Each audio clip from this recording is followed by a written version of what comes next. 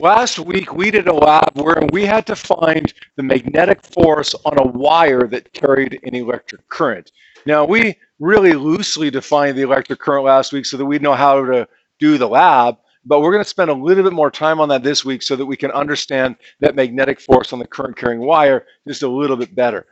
Generally, we define electric current as the flow of electric charge, but specifically, we're going to define it as the rate of flow of electric charge. Now, just so that you understand what I mean by the rate of flow of electric charge, I'm going to give you an analogy. Let's say we got two guys standing on the side of the highway. One guy that's standing on the side of the highway, let's make it Deerfoot Trail in Calgary, okay? One guy has got a radar gun. One guy has got a stopwatch and is counting. The guy who's got the radar gun is measuring the speed of the cars as they go by. At 3 in the morning, there's a car going by at 117 kilometers per hour. That's pretty fast, but there's not a lot of cars going by. The guy that's counting the number of cars per second counts maybe 1 car per second or a half a car per second. Okay? The number of cars per second is small. The speed of the cars is high. Maybe at rush hour, you've got 38 cars per second going by. Maybe the speed of the cars is high. Maybe the speed of the cars is low. Doesn't really matter.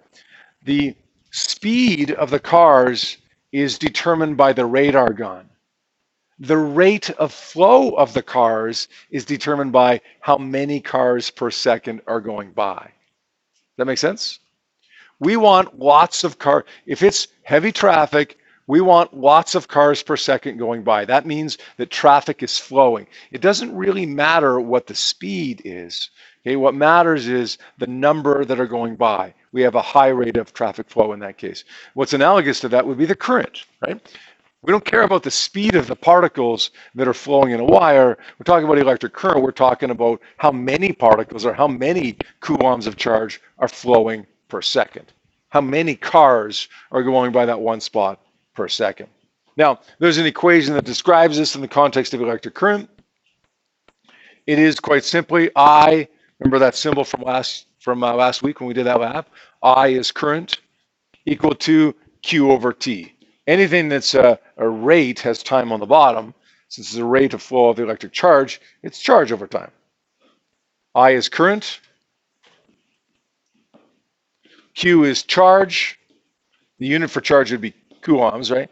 And T is time, and the unit for time would be seconds. What would the unit for current be? Yep.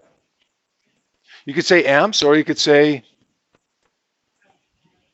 coulombs per second. In fact, 1 coulomb per second is exactly equal to 1 amp. So whatever you want to use is fine. Last week when we talked about this, we used amps, right? Because you didn't have an equation to derive coulombs per second for you. Now we're going to do one example for this, and we won't do any practice problems directly for electric current. The reason we won't is because we'll do the practice for electric current later on with the magnetic force on a wire equation. So we'll kind of combine them in our practice problems in a few minutes. But we'll do one example just to make sure that you're on the right track here. We want to find the electric current in a wire if 5.50 times 10 to the 10 electrons flow through the wire in 7.5 seconds. To find the current, we want to say Q over T. We don't know what Q is though, so we got to find it. The charge is equal to the number of the electrons times the charge of one electron. Does that make sense? The total amount of charge will be the charge of an electron times however many electrons that we have. We multiply those together, and we're going to end up getting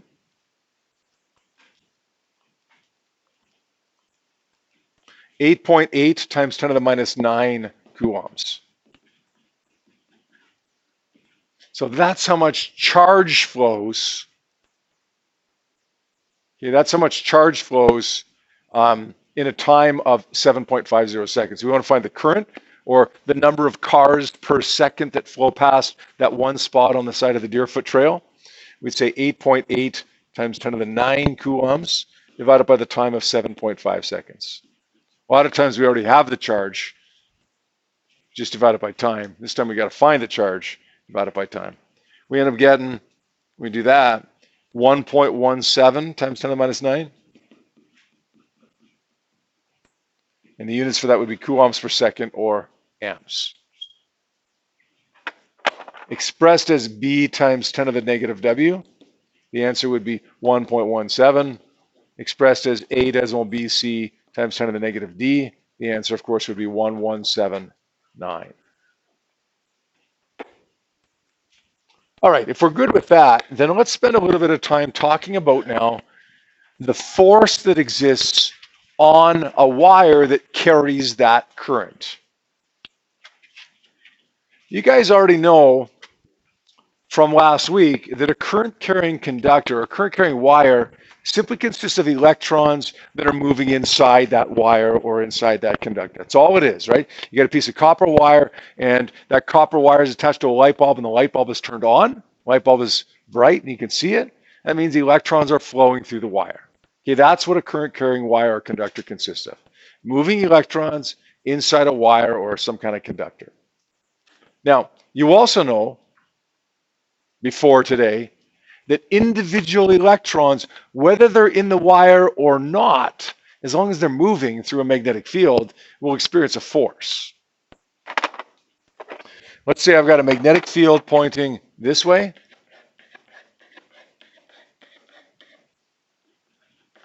And I've got a charged particle moving this way.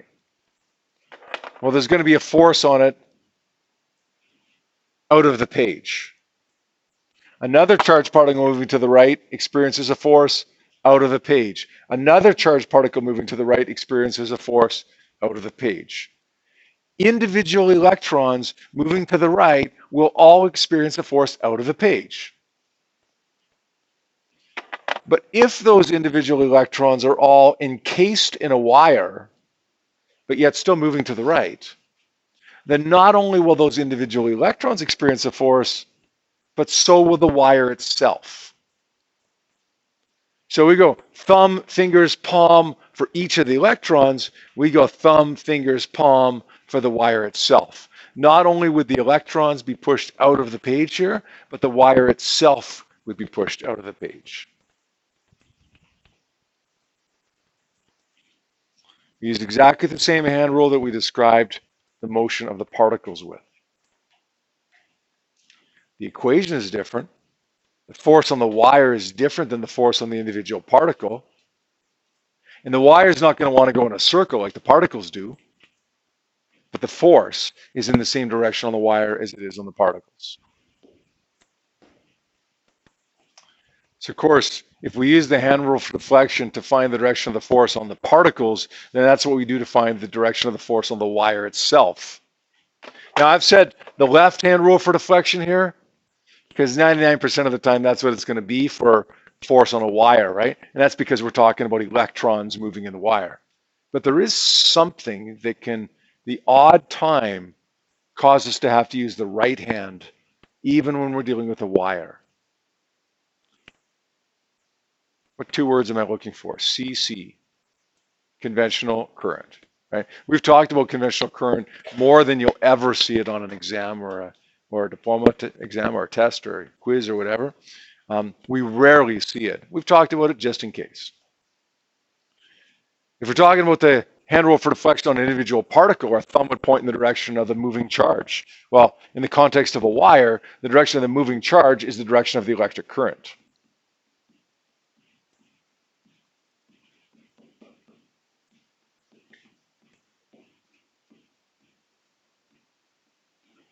My straight note fingers, remember what we said a little while ago? If you're talking about a force, then you got to use straight note fingers, not bent fingers. My straight fingers will point in the direction of the magnetic field.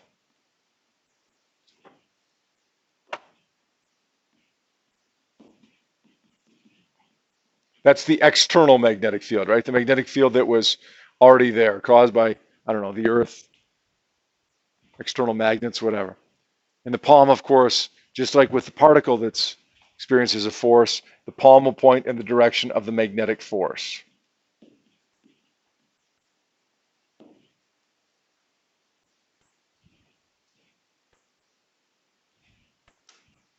Thumb, straight fingers, palm, just like it was with particles, Now this is the case with the wire itself that carries the current.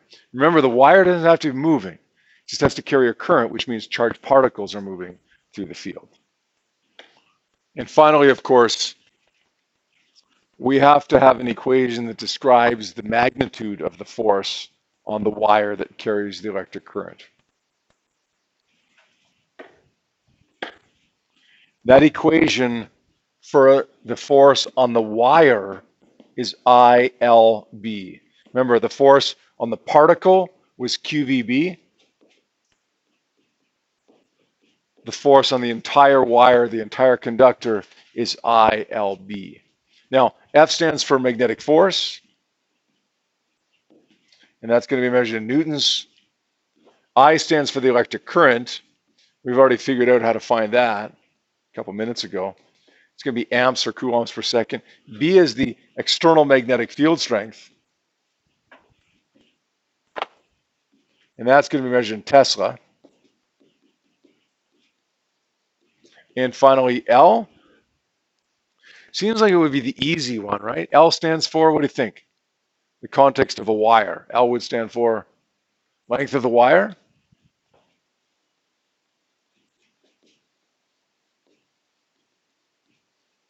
Length of the wire, that's going to be in meters. Just draw a little picture, though, to help you to understand what L we end up using here. Let's say we've got a magnetic field right here. Let's say we've got a wire that looks like this, and it bends right here. Let's make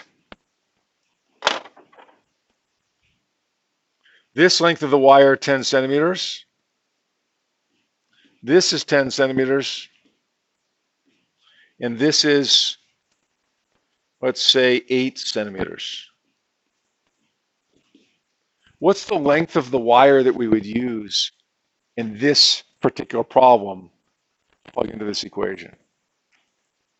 We've got three options here, or combinations of those three options, right? It could be 10, it could be 18, it could be 28, it could just be 8, it could be 20.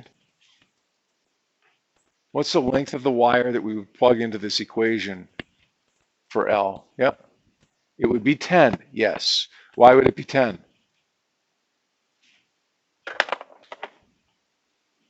It's this right here.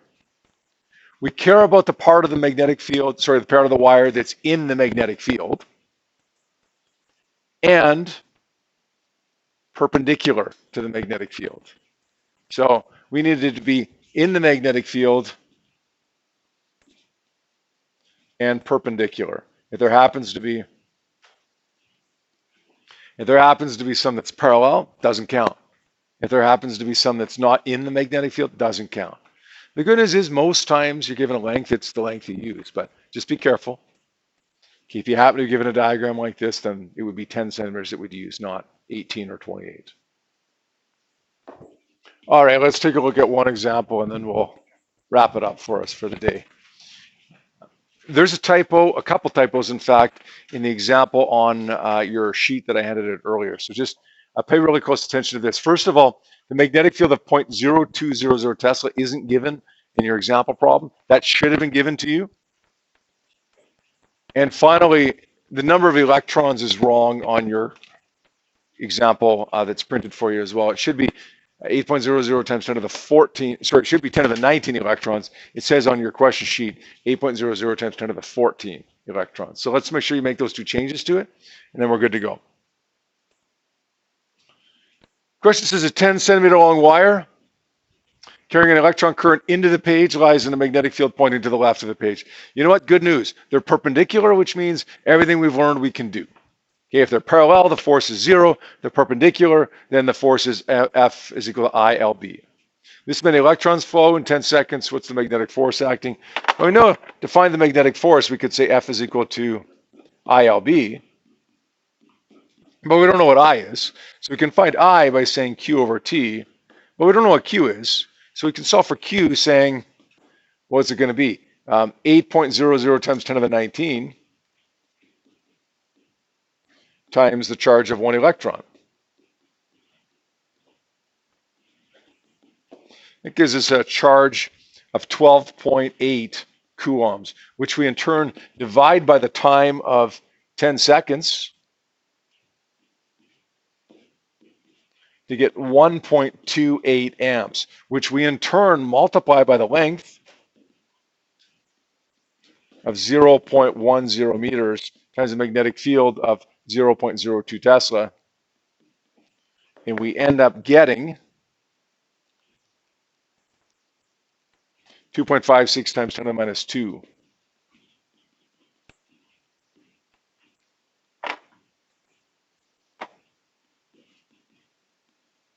Newtons. Is that it? We done? What were you asked to solve for here? The magnetic force. Have we solved for the magnetic force? Half of it. What am I missing? Yeah, Caitlin? Yeah, which way is it's pointing. We have the ability to find which way it's pointing. If you look at the context of the question, we have directions. So let's find the direction that the magnetic force is pointing. We're going to talk about electron current here. So we're going to say thumb, what do we got here? The current is going into the page. Fingers are going to the left of the page. Palm points downwards toward the bottom of the page.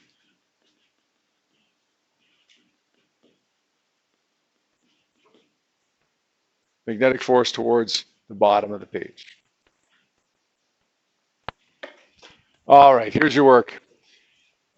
Worksheet number 13. There is one more example that I was going to give you for questions 4 and 5, but you know what? I think you can do all of these questions without me doing another example. So we're going to give it a whirl. Worksheet number 13, questions 1 to 5. See what you can do with that. If you struggle with any of those questions, just let me know. You got about 11 or 12 minutes left to work on these in class. Good chance, to be honest, in next 11 or 12 minutes, that you'll finish up worksheet number 13 before you even leave today.